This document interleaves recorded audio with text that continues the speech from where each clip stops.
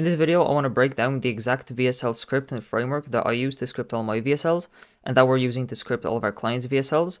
I'm going to be showing you guys literally the entire script, step by step, start to finish, not holding anything back. And I'm going to be showing you guys also exactly why it works and what my thought process is behind each one of these sort of segments of the VSL, right? So I don't want to waste any time. Let's get straight into it. So first of all, we got to answer the question of what is a VSL. If you're just here and you don't know what a VSL is yet, a VSL stands for Video Sales Letter. And it's basically a video going over exactly what you do, who you've helped, and how you can help the person that's watching.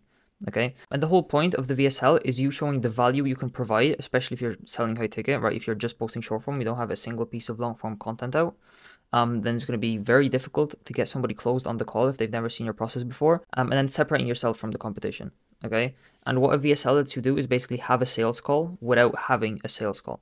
Okay, what we're going to be doing in this video is we are going to be addressing all of the objections that your prospect may have when they hop on the call, all the questions they may have, all the beliefs that may be holding them back from buying, and we're going to be addressing all those and breaking all of those before they ever hop on the call. And the best thing about this is that this is one-to-many instead of one-to-one. Okay, you can literally record this video, put it in your Instagram bio, send it to everybody before they hop on the call, after they book, or even before they book, to pre-educate them. And that will actually warm them up a lot before they hop on the call with you, which will make them more inclined to buy. And it's going to make your prospects way more likely to book a call in the first place, right? Because it's going to increase the amount of calls that you're booking because we are showing the value that you can provide. And then it's going to make every sales call easier because we are addressing these objections. We are breaking the limiting beliefs. And we are pretty much having a sales call without having a sales call, as I said, right? And we're providing a shit ton of value, building reciprocation, showing that you are the authority, and we're showing a lot of social proof, which is going to really build that trust, which is like, you know, the key lever to getting somebody to buy something. So in this video, I want to show you the exact VSL script that I use and that my clients use to sell high ticket, okay? So now let's just dive straight into the framework, right? So first of all, you want to start off with the hook. I see a lot of people starting their VSLs with saying like who they are, just introducing themselves, giving a bit of backstory, and cool, you can definitely do that, but I wouldn't recommend doing that at the start. Okay, like this world that we live in right now, everybody has short attention spans. You've obviously heard this already, but that doesn't just apply to short form, it also applies to long form, right? And if we don't, make our intro straight to the point, if we don't give the prospects a reason to watch the video from the very beginning, they're just going to click off, okay? And they're going to watch somebody who did give them that reason to watch from the very beginning, right? And you want to state your offer here. So if you have a one-liner, this is where you want to state it. If you have a specific mechanism that you use, then you also want to state it here, and you just want to hook your audience and give them a reason to watch to the very end. So an example is in this video, I'm going to show you exactly how we, right? You don't want to say like how to. One of the biggest mistakes that I see people making in their VSLs is they started off with the statement of how to, and that literally just gets rid of all of the authority that you ever had, because you're not speaking from your own experience and you're just preaching, telling people how to do something instead of saying like how we do something, how I do something. You're literally sounding very, very preachy, and you're showing that you don't actually know what you're talking about, because if you did, you would be talking about what you're actually doing. So you want to say how I or how we help our clients get the desired outcome, which is what they want, so that's going to incentivize them to watch, and how you can take these same insights to achieve your desired outcome, right? So this is just saying that this is what I do, and I'm also going to show you how you can implement the same thing for yourself to get the dream outcome that you're looking for. Okay, so we're already incentivizing here in the intro, but then what I like to do is also incentivize a little bit more in a separate sort of point. And next, what I like to do is say something like, by the end of this video, you're going to know exactly how to get dream outcome, right? So it would be something like how to get to 25K a month, how to get 30K a month, how to lose 30 pounds in the next 90 days. They're literally dream outcome, right? Without doing ABC, which is basically your without statement. So without starving yourself, without doing cold outbound, without spending hours in the gym, right? This is just some examples for a fitness coach. And then the without statement, what you're going to be doing is you're actually going to be throwing stones at your competitors' mechanisms, right? So if you have competitors who are saying do cold outbound to scale, you want to sort of shit on those, right? If that's not your mechanism. If you're a fitness coach and you have other people saying that everybody's preaching tracking macros and you don't like tracking macros, then you want to say, I'm going to show you how to build, gain 20 pounds of lean mass in the next 90 days without tracking your macros. Okay, and that's going to separate you from the competition. And then after you've done that and your prospects know what they can expect from the video, they have a reason to stick to the very end, okay, because you incentivize them to do so. Next, what we do is we go into social proof, okay? So you want to show client results or your own story, preferably both, really, especially for a coach, right? You're just helping people achieve what you've achieved yourself. So you want to do your own story, plus I like to do client results, obviously, if you have some, and then proof that what you do actually works. So for example, you could say something like, just to give you a little bit of background, I've been in this space for X amount of years, and I've been helping the ideal client profile, which you can say something like whoever you're targeting. I've been helping online coaches stuck between 5 to 10K a month. I've been helping dads in their 40s. I've been helping moms in their 50s, right? Achieve dream outcome using this exact method that I'm about to show you, okay? And then you want to look like, for example, this is literally what you could say, right? Client 1, client 2, client 3, just have a couple of clients they got crazy results for, and then you also want to educate as you are showing these results, okay? So for example, my client John got this desired result in this time frame. This is where he was before, this is where he is now, and this is sort of what we did, right? And you want to repeat this process for like 2 or 3 of your clients. If you have more client case studies, then you can just like pop screenshots up, but you don't have to go over each one of them specifically. And I would probably keep this part to like 5 minutes. I probably wouldn't go longer than 5 minutes. Because especially if you only have one VSL, then you really want to go heavy on the value part, which I'm going to get into, because you only have one VSL and only one video to demonstrate the value that you can provide, which is what you want to focus on. If you have a bunch of content on your YouTube, then your VSL can go more heavily into client results, and your other videos can serve more as those sort of educational ones and value providing ones, right?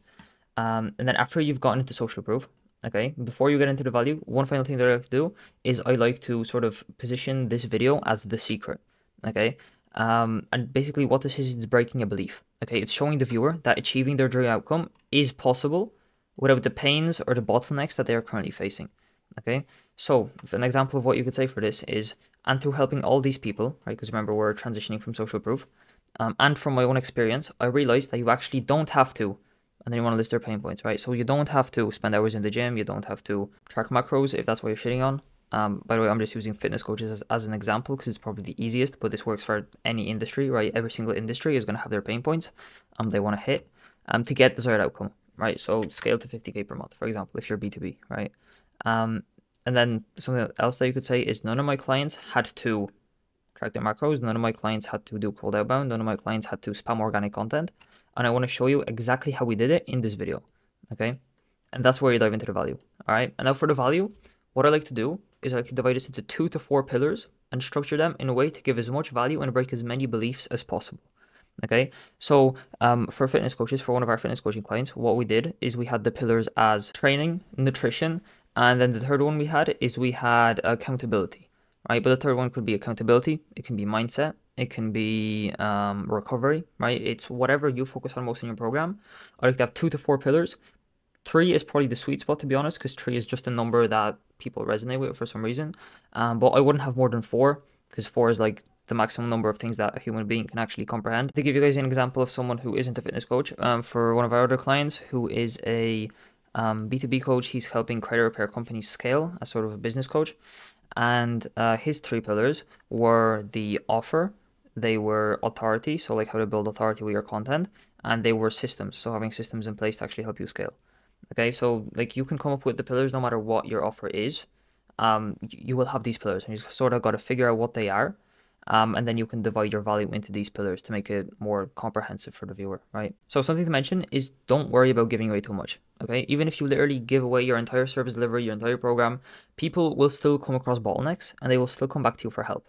Okay, because you are giving away the secrets, but what you're selling is you're selling the implementation, you're selling the accountability, you're selling the coaching, you're selling the access to you, right? And the ability to ask you any question at any time and you actually responding to them, And if you hold back any information nowadays, then people are just not going to get enough value to see that you know what you're talking about and to buy from you in the first place, okay? So yeah, literally don't worry about giving away too much. You can give away all of the secrets and people will still come to you for the implementation, okay? Because there's always a bottleneck that they're going to face no matter what, right? And now I want to walk you guys through how we actually position the value itself, okay? Because it's going to be the main meat of the VSL, obviously, and we have a very specific way that we like to structure it, okay? Because a lot of people, all they do is they give value, and that's cool. We're still going to be giving value in the framework that I have. However, something that's more powerful than giving value, in my opinion, is shifting beliefs and aligning the beliefs that your prospects have when they watch the VSL with the beliefs that they need to have in order to buy your product, okay? So what we're going to be doing is for every single pillar that you have in your VSL, we're going to be going through this framework right here. So we're going to be identifying the belief, we're going to be acknowledging it, we're going to be breaking it, rebuilding it, and then backing it up with social proof. And this on its own is going to be value, but then also on the back end of this, we're going to be giving even more value and literally giving everything away, okay, after the belief is already broken, usually. And what this framework here is going to let you do is going to make it so that your prospects' belief align with yours, and your beliefs are what your prospects need to believe in order to buy your product. And that's why this is so powerful, okay? And then when they hop on the call, they're already pre-sold because they believe everything you want them to believe. When they believe everything you want them to believe, there's nothing holding them back from buying, okay? So let's go into each sort of little segment of this belief breaking framework more in depth, right? So these are literally screenshots from a presentation template that we give to our clients, right? We have modules on VSL scripting. We have like these frameworks for breaking beliefs, but we actually also have a presentation template that you can literally copy and paste and have a killer VSL. So that's how I sort of want to go over this, okay? So each pillar, I'm just going to use the example of nutrition because it's the easiest. What we're going to start with is we're going to start with identifying the belief that we want to break, okay? So in this case, the belief is going to be cutting out your favorite food, right? We're going to be saying that you don't actually have to cut out your favorite food. And we're going to be acknowledging that belief, okay? So when it comes to pillar 1, which is nutrition, most people think that you have to cut out your favorite food, eat very strictly, whatever, okay? That's acknowledging the belief, right? And what I actually like to add in here is a bit of confirmation bias. If you don't know what this is, it's one of the human biases that we have. If you say something that confirms a belief that a person already has, they're more inclined to like you and they're more inclined to believe what you're going to say later on, okay? So what we're going to be saying is we're going to be saying something like, you think that you have to cut out your favorite foods, and I understand where you're coming from. A lot of people are saying that, so it's normal that you believe that. That's the confirmation bias. And cutting out your favorite foods will help you lose weight, so we're agreeing with them. That's the confirmation bias right here. But then you want to break it, okay? But that's the reason you fail, okay? And then you want to give it a reason, right? So this is where we're breaking and we're giving a reason. So this doesn't work, and it stops so many people from getting their dream outcome because it's not sustainable. You'll just gain the weight back. So now what we did is, instead of just breaking the belief straight away, which a lot of people do, which a lot of people just go in and saying like, this doesn't work. I am different because I do this, okay? But that just doesn't work. This doesn't tap into any of the human biases that we have here. This framework that I have here taps into like 4 or 5, which is why we use it, which is why it's so powerful. But basically, if you just go in and you just break the belief straight away and you start shitting on a belief that a prospect currently has, they are not going to trust you, they are not going to like you, and they are just going to be less inclined to actually have their belief broken by you because you didn't acknowledge their belief before, okay? Which is why we acknowledge that belief. And then what we do is we break it, okay? And after the belief is broken, then you obviously want to rebuild it. Truth is that you don't actually need to do that. So that's the rebuilding, right? You don't need to cut out your favorite foods. You can actually eat whatever you want. Rebuilding, and then you want to also give it a reason. So having an occasional cheat meal gives you something to look forward to, makes the diet sustainable, makes sure the results that you're getting will be long term, whatever you want to say here, okay? And this is where we rebuilt the belief, okay? So now the prospect's belief was broken and they're like, oh shit, like my paradigm just shifted. What is the truth, right? And now you're literally coming in with the truth, okay? And now they're going to believe you because you acknowledge the belief. You broke their belief, so now they're looking for a different belief to take on board, and you're literally giving them belief in the next step, okay? And this also leverages 2 human biases that we have. One is authority, because you literally broke the belief and you're rebuilding it, and you're doing it in a way which makes you seem, which is not even seem, because you do know what you're talking about. It shows that you know what you are talking about. And then it also leverages the reciprocity bias, okay? Because we are providing a shit ton of value by breaking these beliefs. And when you provide a shit ton of value, people feel more inclined and they feel almost obligated to give back to you. And then after the belief here is broken, the last step, as you can see, is going into social proof, okay? So this is just going into some of your client case studies, all right? So if you think that I made my client cut out his favorite foods to get these results, you're absolutely crazy, okay? And then you want to basically go into what exactly you guys did, okay? So you rebuilt the belief. You're saying that you actually don't have to do this. You can eat whatever you want. You're giving them a reason for why it works so they can rationally decide to believe you, okay? Because if you just talk out of your ass, people aren't going to believe you. So you're giving them a reason, right? And then after you give the reason, you're actually backing it up with even more proof, okay? And this leverages another one of the human biases, which is the social influence bias, okay? People do what they see other people doing, and when they see proof of your thing working, then they're going to be more inclined to actually buy from you. Okay, it's literally as simple as that, right? And basically what you want to do is you want to repeat this process for each of these 3 pillars. So for example, if I was shitting on organic marketing, I could say something like, so you think that organic marketing is the best way to scale? And you know, you are kind of right, because building a brand is an absolute must, right? You got to have a brand, and posting content is, you know, something that everybody should be doing. However, here's where we're going to be breaking. if you're using it to acquire clients and as your primary source of acquiring clients, it's not very predictable and it's not very consistent. And when you try to scale, you need something that is predictable and consistent. I broke the belief and I gave it a reason, right? It's not predictable, it's not consistent, and now we're going to be rebuilding. Okay, so the best thing that you can do if you're trying to scale and you already have a few clients, instead of trying to scale with organic marketing, you can scale with something that's predictable, like paid advertising. Okay, because you already have a proven offer, you already have clients, and you already have product market fit, so there's no reason for you not to invest into ads. Okay, that was the giving a reason, right? So we're rebuilding. This is going to give us authority. It's going to build the reciprocity because we're educating the prospects, and then you want to back it up with social proof. So my client X was stuck in the organic grind before hopping onto my program. What we did is we helped him launch a paid ads campaign, and now he's scaled to 50K per month or whatever your case study is. Okay, and then on the back end of that, you can also attach some more value. So you can say something like, what we did is, for the first thing we did is we identified the top 20% of his clients that get 80% of the results. We dialed in an ad to speak directly to those people. We ran those ads to his Instagram profile through his content. We had appointment setters reaching out. We had sales automations on the back end converting these people into calls, and then we coached him on his sales to actually close. That's the value. Okay, so those are just a few examples of how you can use this. It's going to let you align your prospects' beliefs with the beliefs that they need to have in order to buy. Okay, because if they come to your sales call and they're like, okay, cool, but I don't think this mechanism is for me, I want to try something else, then that means that you haven't done a good job with breaking these sort of beliefs. So after you have the value done, right, and you've broken all these beliefs, you've rebuilt all these beliefs, you've built a lot of authority, reciprocity, you've shown social proof, then you want to transition into the call to action. So you can say something like this, right? So now you know exactly how we achieve this dream outcome for our clients without doing this bottleneck, and this bottleneck, and how you can do exactly the same thing, right? And they want a call to action, right? And I like the call to action to either booking a call or DMing you back on Instagram.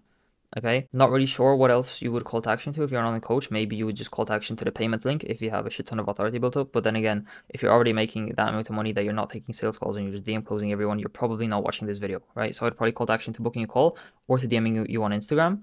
And you can say something like, if this relates with you, you can book a call and we'll see if this process is the right fit for you. And we can come up with an action plan to get you to your desired outcome, just like we are doing with all of our clients right now.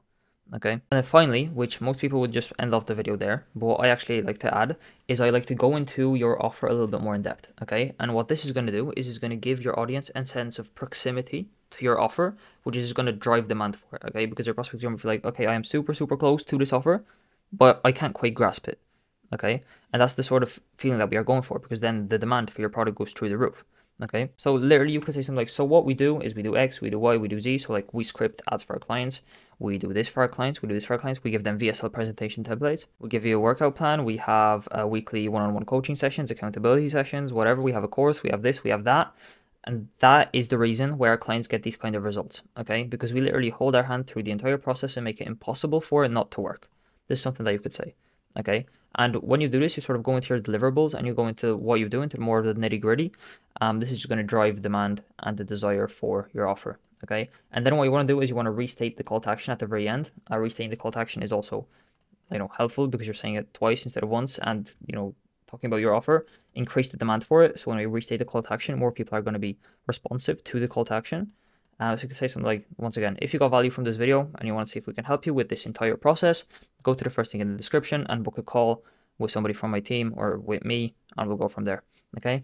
And that is basically the VSL template, right? If you guys have any questions, you can DM me back on Instagram. That's my call to action for this video. I'm more than happy to answer them. I hope this part was clear because this is really powerful. And I think if you guys start using this in all of your video sales letters, it is going to help you a lot, right? Not only with getting more calls booked, but we're also closing more of the calls that you are going to be getting, right? So if you guys enjoyed this video, then drop me a sub here on YouTube and DM me on Instagram if you want to learn how we can help you with this personally, right? So I want to wrap this video up here, and I'll see you guys in the next one.